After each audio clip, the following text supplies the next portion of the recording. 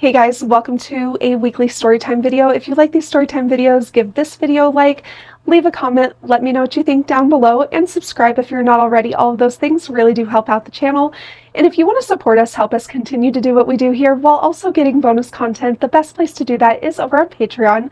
So a link to our Patreon is down below. On this week's storytime, I want to talk through a particularly emotional maintenance that I had recently. So we've been doing a lot more maintenance recently, and there's been some really good growth that we've seen because of that. I think that my ability to kind of maintain my role, maintain my demeanor, and just my ability to let go of stresses and let go of worries and really lean into my relationship and lean into, looking towards my husband for direction, for guidance, for leadership, just looking to him to provide that emotional regulation has really been a result of our increased maintenance. So it's really provided a lot of good growth for our relationship. But this past week, I had a maintenance spanking that just ended up being way more emotional than I expected. And so I think there's a few reasons for that. We had a really busy weekend, and I feel like I was maybe holding on to more stress than I typically do, just because we had a really busy weekend. We had somebody from out of town that was visiting. They weren't staying at our home, so there was not that added element, but they were spending a lot of time with us. Obviously, they came into town to see us, and so there was just this added element of being outside of our normal routine. And because I had had maintenance the day before, I was already sore going into this maintenance. So I think that just kind of already being a little sore going into maintenance, plus just holding on to some more stress subconsciously, not really understanding where that stress was coming from, why I was holding on to it.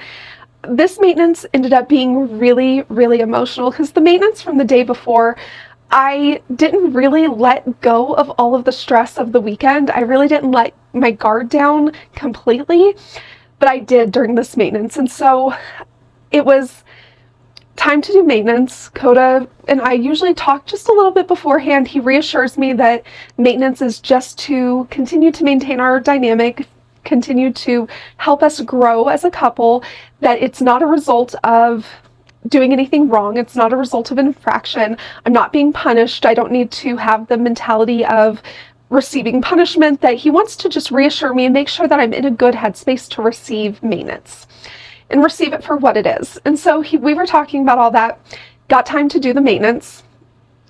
And he always starts out with a leather paddle now. And so he started with our leather paddle, and the leather paddle is not as intense as our wooden paddles, but it is still pretty intense. It's still very stingy.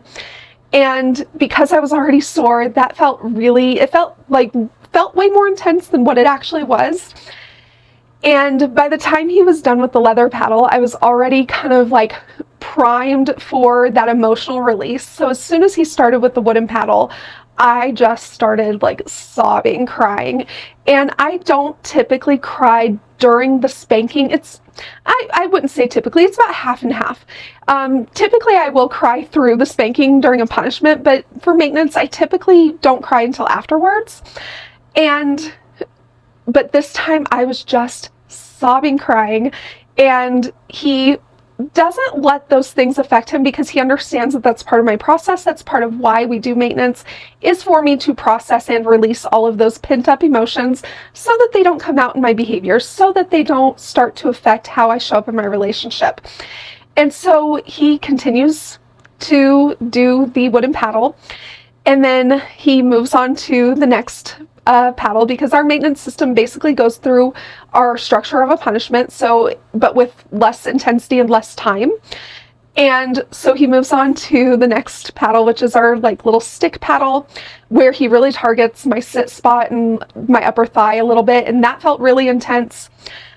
Typically that one doesn't feel nearly as intense as the rosewood paddle, and it really doesn't feel as intense as the cane. So it's kind of this in between, but it still feels pretty intense because it's still targeting a very sensitive area. And on this particular day, that area was really sensitive. And I feel like because I was having that emotional release, everything just felt heightened as well. And so because it's not as intense, I was able to kind of just like melt into the emotional process for a minute while he was using that. And again, I was just sobbing, crying. I was just letting all of those emotions out. It was such a cathartic process to be able to process all of my emotions, to let go of all of my stress, to really use that spanking to process everything I was feeling. So he got through the stick paddle, spanking stick. I don't really know what to call that one. It's like a paint stick style. And then the next implement he moves to is the cane. That felt super intense and super jarring. The cane really does feel almost, I would say it's the most intense, but the loop really is more intense than the cane. But it is really, I mean, it is up there. And again, he targets that like sit spot and just like the very top of my thigh with the cane when he uses it. And so that kind of like drew me very much into the process of receiving a spanking in that moment. And at that point, I was like, okay, I had kind of released a lot of emotions. I was thinking about my submission at that point. I was really thinking about, I need to submit to this process. I need to accept this spanking. I need to use this to really let go of all of those emotions, let go of all of that stress, and really bring myself back to where I want to be in my emotions and in the process of the spanking. And so I was really focusing on accepting the spanking, submitting to the process. And that really helps me not only get what I need to get from the spanking itself, it also helps me stay in position to really focus on the submission to the process. So obviously Coda was delivering the spanking as he does. When he delivers a spanking, he always keeps his hand on me in some capacity. It really does drive the connection of the process for me to feel his physical presence. And so that also helps me stay in position, because even though he isn't really holding me down, he puts enough pressure on, like when has his hand on my back, he puts enough pressure that it gives me a very real sense of his presence there. And so subconsciously I'm like, I can't move. He's holding me down. I can't move, even though I absolutely could if I tried. But it just helps me have that mentality that I can't move. And so it helps me stay in position for him to have his hand on my back, for me to have the mentality that I really need to submit to this. And so he gets through delivering the cane and moves on to the loop. The loop is the next thing. And he always does the loop a little bit slower than the other implements.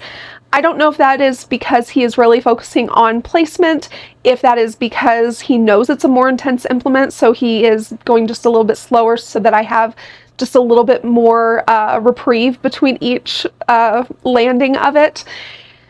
But so he goes through the loop. It feels absolutely intense. And the crazy thing is that as intense as my maintenances are, I know that like punishment is going to be so much worse, which that also helps me, because it really does kind of give me an idea of what I'm trying to avoid. And so that is another function of maintenance, is to give me an idea of why I don't want to be punished. And so he gets through the loop. I am absolutely just crying, and I'm feeling very much the effects of the spanking at this point. I'm crying, I'm releasing all of those emotions, I'm just letting myself get lost in this process. And then he always finishes with our oval paddle, which he will target the top of my thighs. Really, he targets like the top 3 inches of my thighs and just barely into my sit spot with that paddle. And it just creates a very strong finisher. It's just a very, like, it creates emphasis on the spanking itself to have such a strong finish, because spanking the thigh it's so stingy. It's so, I don't know how to describe it. It's just so intense.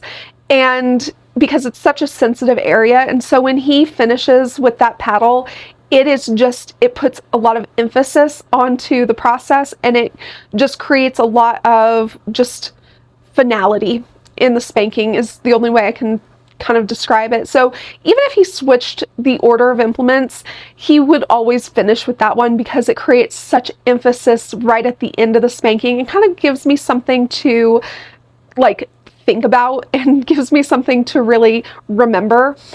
And so he finishes with that, and I am just sobbing, crying. He turns off the timer, he turns off our sound machine. I'm still in position because I haven't been given permission to get up yet. He comes over to me, he starts rubbing the small of my back. He can tell that I am having a really strong emotional release. So he rubs my back and he's like, you can get up when you're ready. I did not get up right away. I stayed in position for a few minutes, and I was just really allowing myself to cry and to have that process. And he just stood by me. He rubbed my back until I was ready. I got up and I immediately fell into his arms, and he just hugged me basically until I calmed down. And so that was several more minutes. And I don't know why, but I felt this sense of like embarrassment for crying so hard, but he reassured me that this is what this process is for. Like, I don't need to be embarrassed. I don't need to be apologetic, that my crying is not an inconvenience. It's not something that I need to be embarrassed by. It's not something that I need to be ashamed of.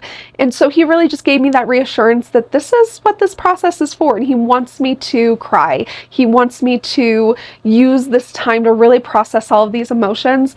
And he was just like, are you just having a strong emotional release today? And I said, yes, I am. And he was like, is there anything that you want to talk through? And I said, no, because I don't really understand where all of these feelings came from. And so he just let me cry, and he just hugged me in kind of the stillness of the space. And it was just kind of a really beautiful moment of non-verbal connection between us, where we didn't need to talk through everything. I didn't have anything to say. After him reassuring me that I could just feel my feelings and let that process take as long as it needed to take, he didn't have anything that he needed to tell me. And so he just gave me space to process. And he gave me his support through his presence, through his embrace, to go through that process. And it was so cathartic, and it was so wonderful to have that. And that was kind of the experience of that. And I felt so much better afterwards. I felt completely stress-free. I felt lighter. I just felt ready to be in my position in my relationship again. And I felt ready to just be submissive, to show up in my role in a meaningful way. And it was wonderful. And I just wanted to share that story with you guys, because I think that it's something that is kind of overlooked sometimes. We look at spanking as just punishment or just correction, and it really does encompass so much more, and it really does help support all of the systems of our relationship. All right, guys, thank you so much for joining me. Don't forget to like this video and leave me a comment. Let me know what you think down below, and we will talk to you next time.